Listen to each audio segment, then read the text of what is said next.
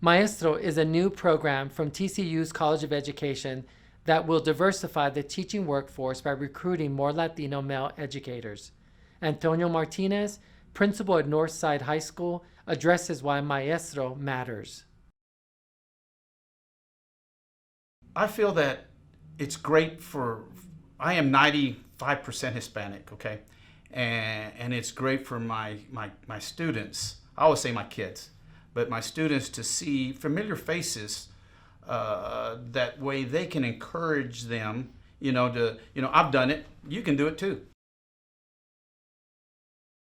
I think the stories that we have, our background, the relationship, the things you can relate, even the language, the culture, there's a lot of things that I think will open some eyes for our kids to see that, I was just like them, many, many years ago. And so I feel like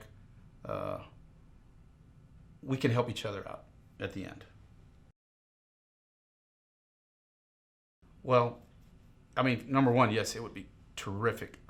My boys and my girls would love to have those familiar faces. But even to go a step further, I did hire two coaches this year, two Latino coaches.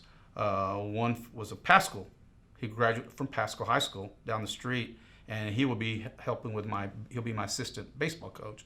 And then I also hired a young man from All Saints Episcopal, I believe it is, private school.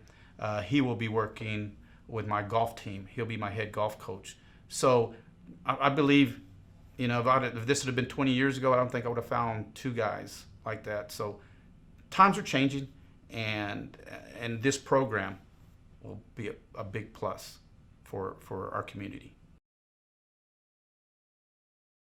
My parents, well, let me just go back a little bit further. My grandparents were born in Mexico, and they came here to the States early 1900s.